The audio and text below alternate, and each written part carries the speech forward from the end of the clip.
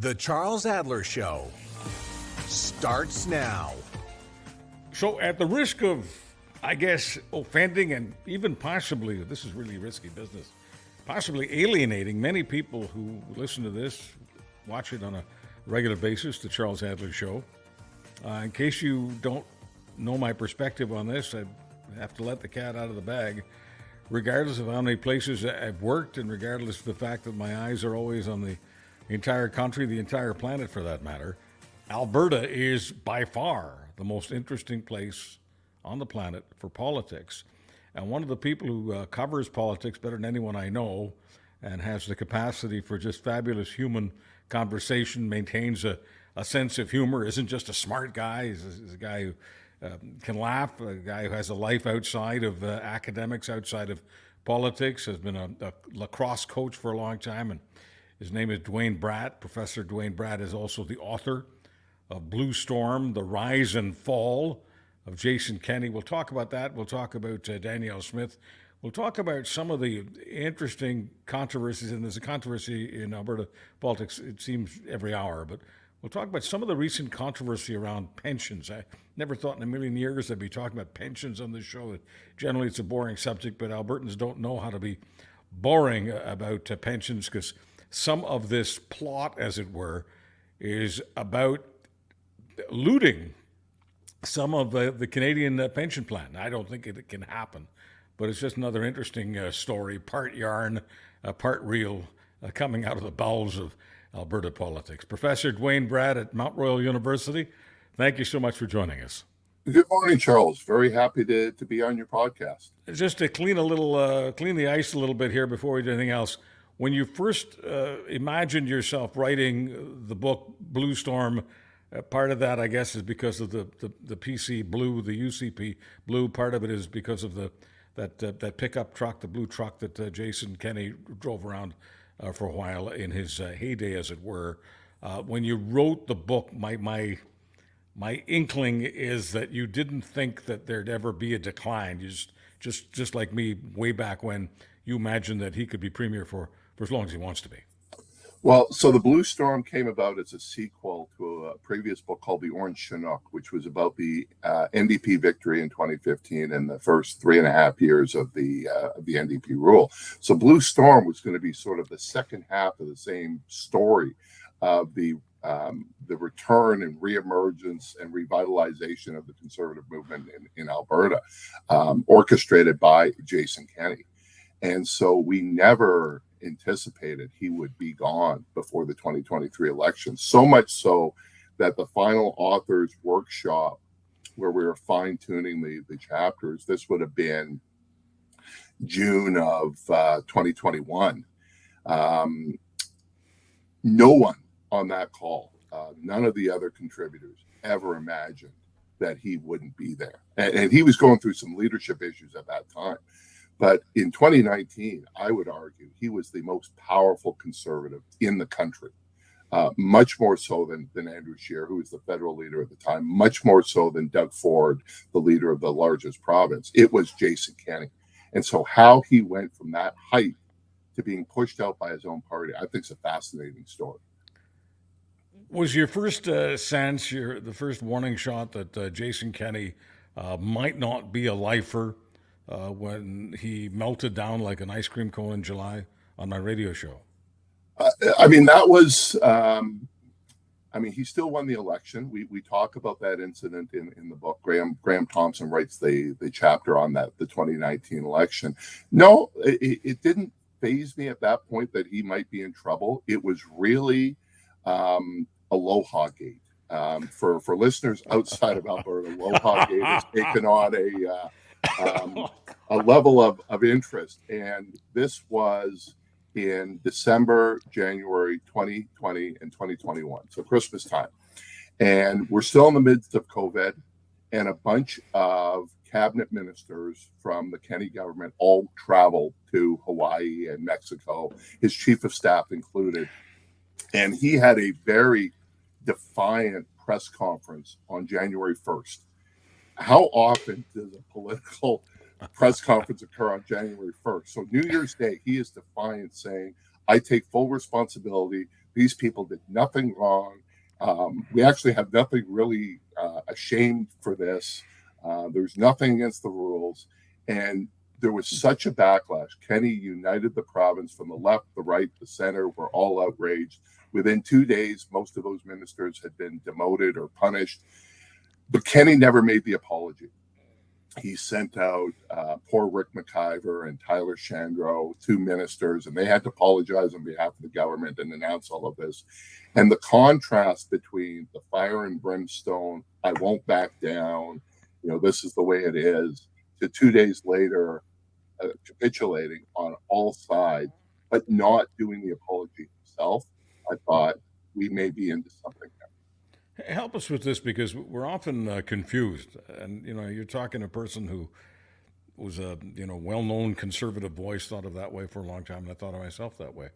So help us understand why some conservatives, and possibly some others, but in the last number of years, it's the conservatives that have really occupied the attention on this one. Why is it that people who can be successful for a number of years, as Jason Kenney was, in the conservative movement, why is it that all of a sudden it seems they've got a tin ear, that they have a poor sense of how the public sees things? I guess essentially the question becomes, how can people who have done so well focused on reality and interpreting reality, how can all of a sudden they come across like people from some other planet who don't really understand reality on this one? So I've obviously given that a lot of thought, and I've come up with sort of 3 partial answers that maybe combined provide an answer.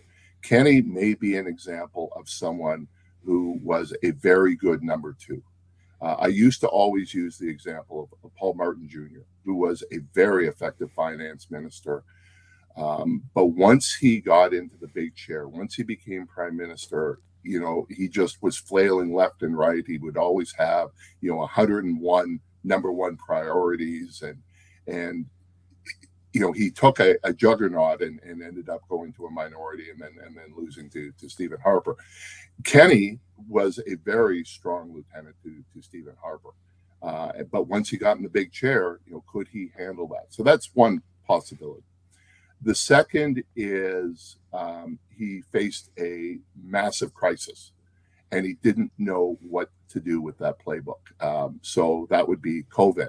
So in the early days of COVID, my current research project is actually looking at the politics of COVID in Alberta. I think Kenney handled it very well. He temporarily threw away the ideology, threw away the playbook. We're all in this together. But within about 2 months or 2.5 months, he went back to the playbook. And that playbook had said, we are going to cut the wages of doctors, and we are going to cut the wages of nurses. That's what we promised to do. And so, yes, we're in the middle of a pandemic, but we're going to cut the salaries of healthcare workers. That didn't sound very smart to me. So it was like he couldn't pivot. He couldn't adjust. He had an organizational chart that he couldn't move off of. It really felt like, I don't mean to interrupt, but I remember that very well. And I remember that was the first time, even though I had the flare-up with him on the radio show and all that, that was the first time in my life where I decided the man is truly irrational. In a pandemic, to be cutting the wages of nurses and doctors is the equivalent of having a really bad cough and deciding to razor blade your throat. Yeah. But I think it was a symptom of a larger problem with Kenney, in which he took a great advantage of his, which was organization, planning in advance, but a failure to move off that plan once events transpired. So obviously COVID was even worse, but I think it was a sign of this problem. And I think the third is he was able to rally up a lot of anger within the base of support, within the conservative movement. And he thought he could control that anger. He thought he could control those people. And those same people that he riled up to oppose Rachel Notley and Justin Trudeau turned on Jason Kenney. And it shows some of the danger of this firebrand rhetoric, throwing red meat to your base. they can turn on you as well. And if you've ever driven back and forth between Calgary and Edmonton along Highway 2, one of the fascinating little side things is the billboards that the farmers and oil people put up on the side of the road. And the one I always remember was, Jason Kenney threw more Christian preachers into prison than China did, which of course is ludicrous. It was three guys who all were defiantly violating COVID regulations. But it gives you a sense of that anger that Kenney had harnessed was now against him. So I think it's a combination of those three things, Charles. Is anger the aphrodisiac of the right-wing movement? Oh, absolutely. And you see this not just in Canada, not just in Alberta. I think you saw it, and I'm pretty sure we're going to touch on this on the Manitoba election. You're definitely seeing in the United States. I mean, the whole rise of Donald Trump was based on anger. We've seen this in other European countries as well. We've had left-wing populist movements, but they were not as anger as those right-wing populist movements are. And so there's an anger machine that needs to be fed and constantly with the outrage of the day. And so I think if you were to take a Venn diagram and look at the people that believe that climate change is a hoax, that believe that COVID is a hoax, and believe that the teachers are grooming your children to be trans and gay, it's the same group of people. It's just the new outrage of the day. And there are politicians who know better, who are ramping that up for their own short-term political stakes. And then sometimes, as Kenney found, they get turned on by that same mob.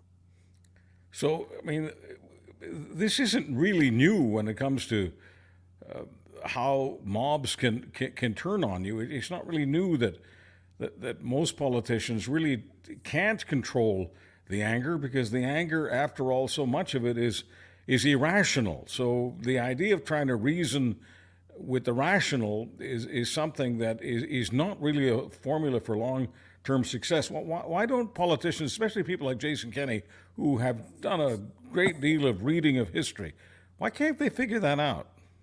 I think there's a combination of factors. One is electoral motivations, where they feel that they need these people to succeed in politics. They need them to win a seat. They need that percentage of folks. And then the other is, I think, a bit of hubris, the belief that they can control them. That yes, they're going to let the lunatics into the asylum, but they can control those lunatics until, of course, they can't. And there is a time and a moment to say, no, you're not welcome in this party. I think one of the gifts that has happened to the federal Conservatives, ironically, was the formation of the People's Party of Canada. That took a bunch of those people out of the system. And then I saw a bunch of the by-elections in the spring where it looked like Poilievre was trying to bring them back into the fold, and particularly in southern Manitoba, which I think it may come back to haunt him, but we'll have to see. So is it elections? Is it about making sure those 3 to 4% of people vote for you? And is it a combination of hubris that you're so smart, you're so organized, you'll be able to take care of that?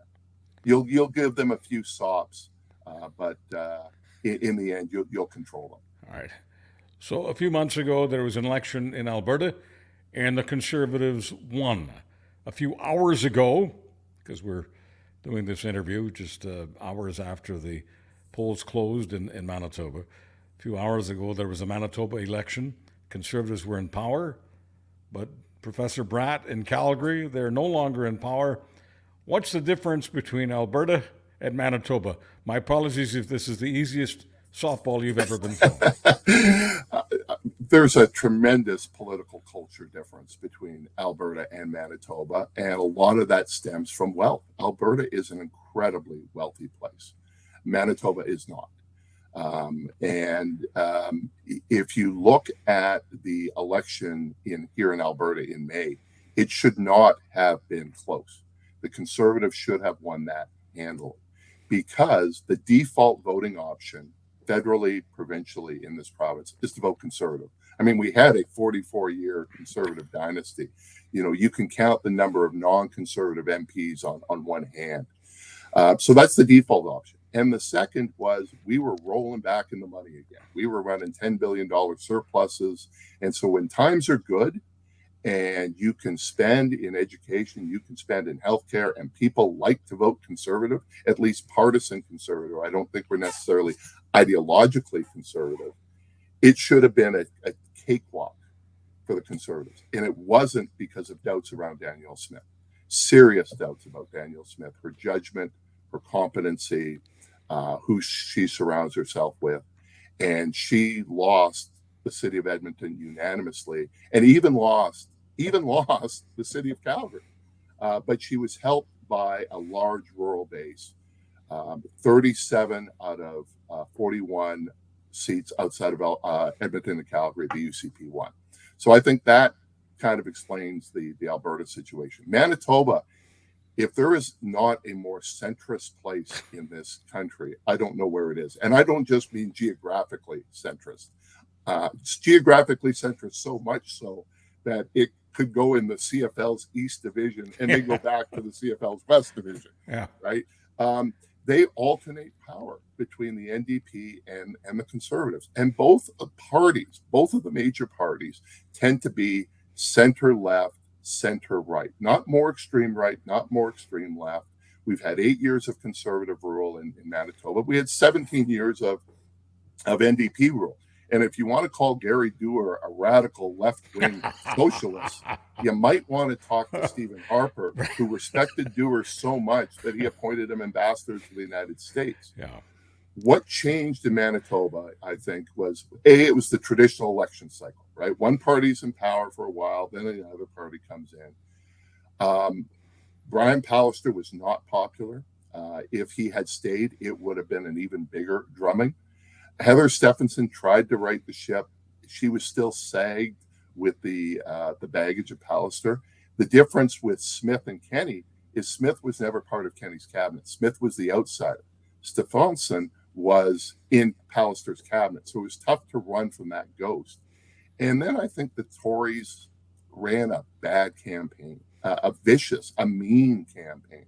When your number one pledge is we will not search the landfill for murdered Indigenous women, and that's the centerpiece of your campaign. I think that's they were either so desperate that they had to throw something out there or what, but they deserved to lose after that campaign. And the attacks on Wab Kinew, which were personal at him, but also were, I think, aimed at a much larger group than just Wab Kinew. So you're talking about, look at the criminal record of the Indigenous leader of the NDP. And we have a major crime issue in Winnipeg where there's a lot of Indigenous people. Don't tell me race was not part of that attack on Kinew. But Kinew handled it brilliantly. And that speech he gave last night, that was a remarkable victory speech. Because I've seen a lot of victory speeches, and it's usually, let's thank the team. This is for the people. He got personal. And he reached out to Anishinaabe Indigenous youth. He mentioned other youth, but Anishinaabe Indigenous youth, saying, if you get into trouble, if you've got addiction issues, the government is here to help you, but you have to take some personal responsibility. It was a redemption speech last night, and I thought remarkable. He said something last night that Conservative speakers have spoken for years, and I was stunned, actually, that he said this.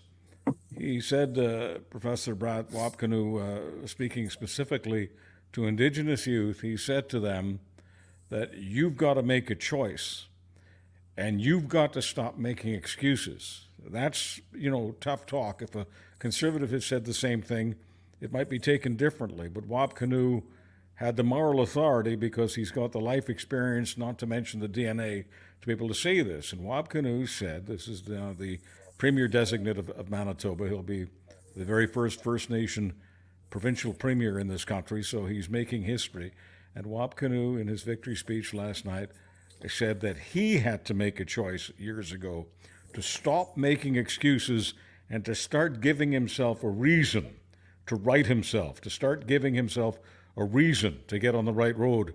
And for that, it meant for him, he wanted to connect deeply with community and with family. And to do that, he had to stop making excuses. As you say, a remarkable piece of history last night in Manitoba. Yeah, and I think you're right. We've heard lots of conservative leaders talk about personal responsibility. But coming from someone who had gone down that road, who had gone one way horribly, had spent time in jail, had done some atrocious things, and completely turned his life around, gave him the moral authority to be able to speak to youth, and in particular Indigenous youth, because we do have over incarceration of Indigenous people in this country. Manitoba probably has the highest percentage of Indigenous people in Canada. We have overrepresentation in drug and alcohol abuse, and there's a whole litany of historical and psychological factors for that. So because of how he turned his life around, he is standing on stage not just as another politician, but as the first First Nations premier of a province who would travel down that road. When he talks about, as soon as I stopped making excuses and started to take personal responsibility, my life changed. That carries much greater weight than anyone else. So anyone who says representation doesn't matter needed to watch that speech, because representation mattered not just from the person speaking it, but the people listening to that. And so I can imagine being a troubled 14, 15-year-old Indigenous male who may be on the verge of going on the wrong side. That carried a lot more weight than if it had been a 55-year-old white man saying it. So, Professor, I don't want to introduce religion, but I'm one of these people, I don't know whether you agree or disagree with me, that, civilization has been religious, and religious people have been leading civilization for so long that even though right now we're living in a relatively secular era, their religious values have transcended, and they become essentially mainstream values. And one of those that I'm talking about with reference to everything that's happened here in the last few weeks in Manitoba is redemption. You don't have to be a religious Christian or Jew or Muslim to believe in the power of redemption. What stunned me during the PC campaign, during this campaign which I felt was looking like the creation of moral degenerates, what stunned me was the idea that redemption could not exist when it comes to Indigenous people. Wab Kinew does have a record. He does have a police record. He does have a criminal record. For the record, here, he has been pardoned. But it stunned me that the Conservatives would go so hard. There are bus benches everywhere. The bus benches, of course, are still around. They haven't been taken down yet. But bus benches all over Manitoba saying that a Wab Kinew government will deliver to Manitoba crime, violent crime, even worse than now. So it just seems to me that the people who designed that campaign forgot about something. Most people do believe in redemption. Most people believe that Wab Kinew is a glowing example of redemption. But I don't understand how people who get paid to transmit a message to as many people as possible, in some cases wanting to press the buttons of social conservatives, wouldn't understand that most people, whether they're social conservative or not, they like a comeback story. And trying to squash someone who's making a brilliant comeback politically isn't very smart.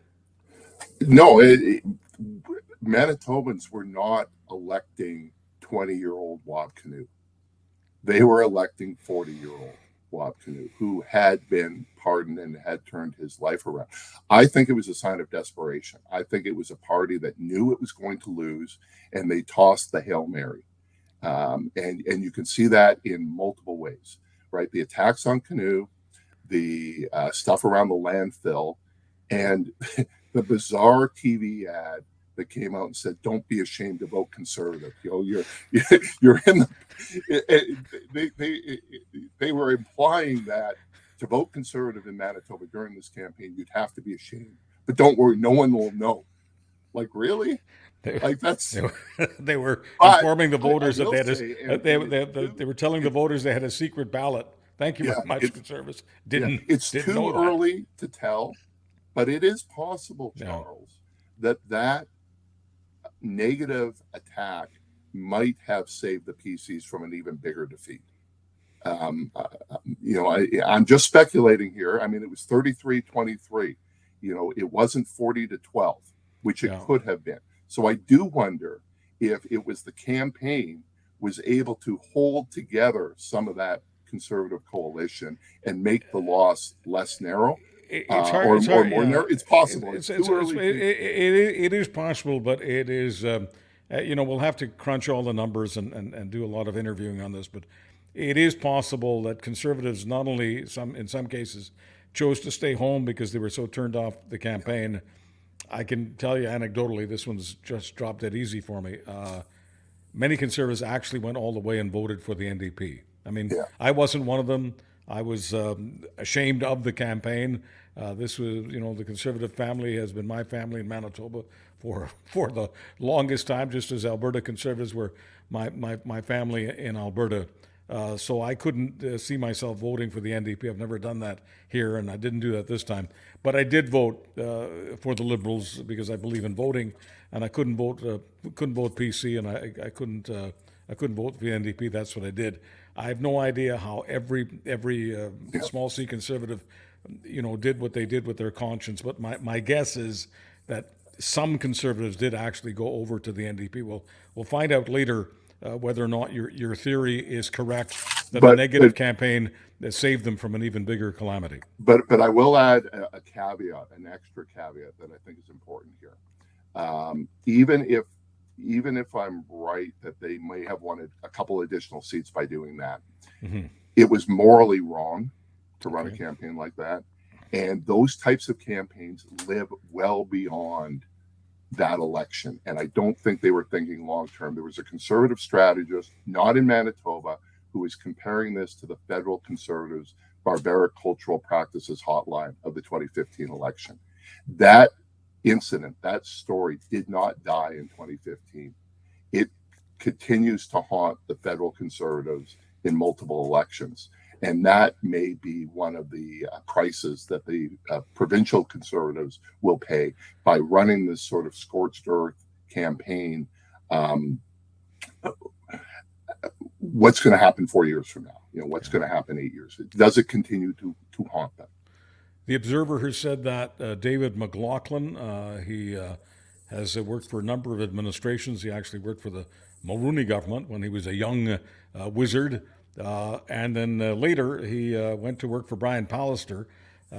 David McLaughlin, the person who said this, Duane, someone that I'm positive you'd have a wonderful series of conversations with for the work that you do, and possibly have him as a visitor to one of your classes. Doesn't matter to me whether you did it in, whether he landed in Calgary or did it on Zoom or what have you. McLaughlin's got a very, very brilliant mind, and he was the strategist, the key strategist for Brian Pallister in the two very large election victories. So he knows the country, he knows Manitoba, and I think he does know what he's talking about, and I think that's why it's important that you bring it to this table. This is the kind of negative campaign that tarnishes the brand and might affect them for several elections to come. I want to get back to Alberta and your own backyard. Danielle Smith has been mixing it up lately, confronting people right across the country. I mean, she's been good at confronting Trudeau, and I guess to some extent that's worked for her, especially in rural Alberta. But now it seems she's confronting the people of Canada, because everybody in Canada is involved in the CPP, Canadian Pension Plan. And Danielle Smith seems to feel that Alberta deserves a big chunk of it, and if they do develop the Alberta Pension Plan, they're going to be looting the money from Canadians. Now, I'm not saying that I'm not saying that it'll actually happen. I see it as a fantasy. But if you will, give us some background on why she's concocting this very bizarre elixir. So the idea of pulling out the Canadian Pension Plan and creating a separate Alberta pension plan is not a new idea. It probably goes back to the famous firewall letter that was written to Premier Klein in 2001 by a group of conservative thinkers in Alberta that included Stephen Harper before he became Prime Minister, Tom Flanagan, who was a campaign advisor for Harper, Ted Morton, who would later become Finance Minister provincially for the Conservative Party, Ken Busenkool, a prominent conservative strategist. So these weren't dumb people. These were insiders, and they proposed this to Klein, and Klein rejected it. He did create a legislative panel. They did some road shows across the province, and the people hated the idea even more than Klein did. And so they ditched it.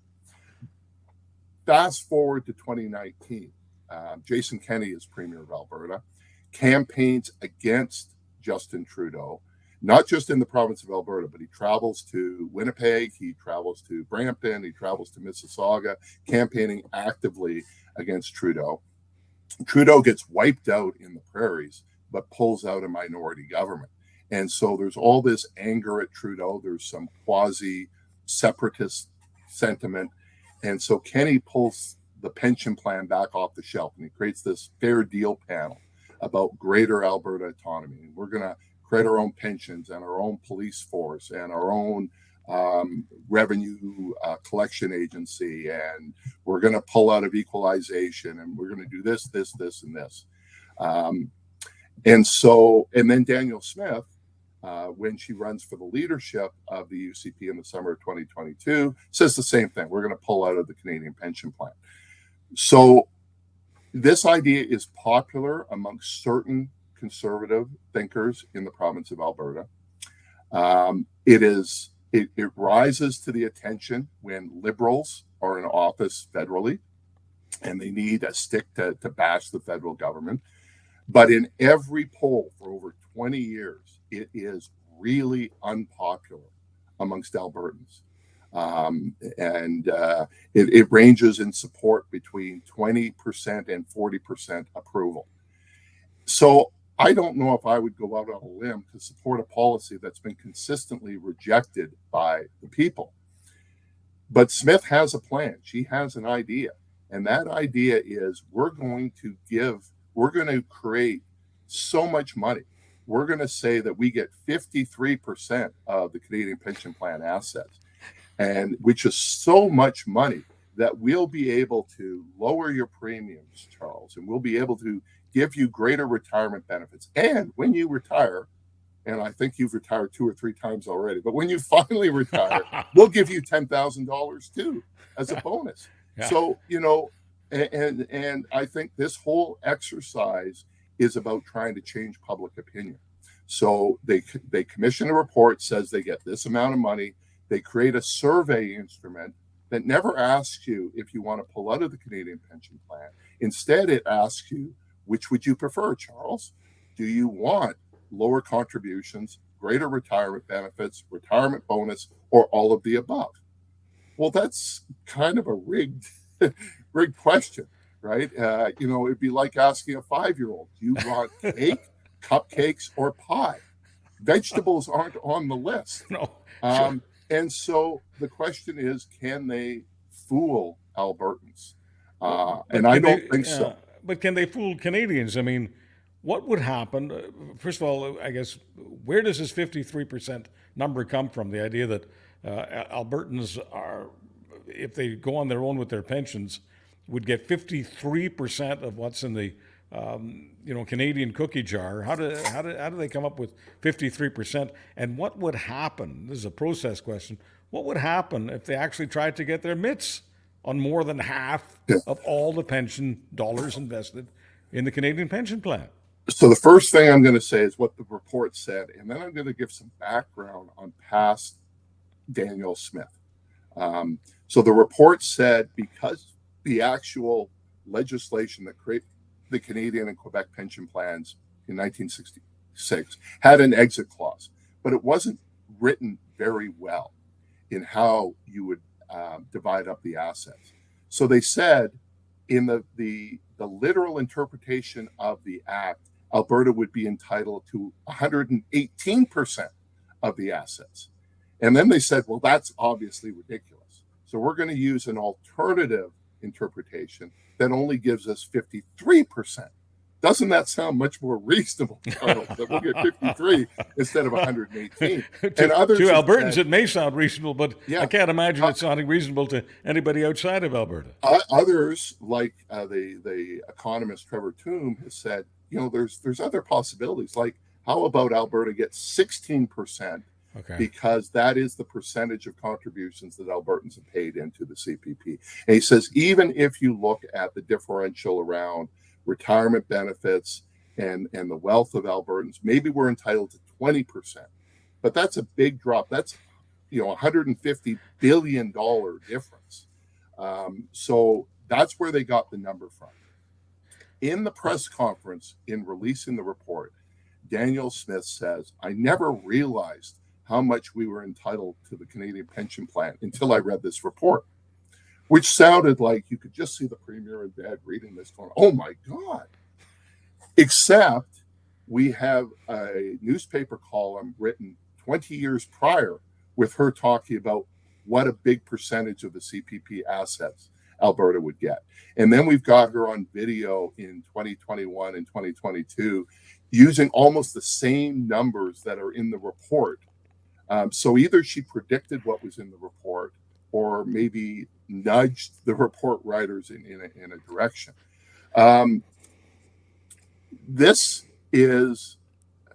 She was very careful and very disciplined, and she can be very disciplined in the press conference, not to go after Trudeau, not to go after the federal government, not saying that this is leverage over electricity or oil and gas emissions. She said this is just about getting greater pension benefits. This is only about pensions, not these other factors. And then someone asked, well, what do you say to the premiers in the rest of the country? That you get 53%. I mean, Ontario's 4 times the size. Surely they would get more than 53%. And then Manitoba, poor Manitoba, you would have to pay us to leave. She just said, well, we're tired of subsidizing the rest of the country. Okay. So this isn't just about pensions. This is about delving into a sentiment that somehow Alberta subsidizes the rest of the province. Duane Bratt, I can't thank you enough for the delightful visit. Want to wish you continued success with Blue Storm, the book, The Rise and Fall of Jason Kenney, and we'll do this again soon. Okay. Thanks, Charles. Duane Bratt is a professor of political science and an author. He's at Mount Royal University in Calgary. I want to thank you for tuning in. I want to thank you for telling your friends and for subscribing, for following the Charles Adler Show podcast on any of your favorite podcast platforms. I'm Charles Adler. Catch Charles Adler Mondays on Real Talk with Ryan Jesperson, twice a week in the Winnipeg Free Press, and every day at criermedia.co.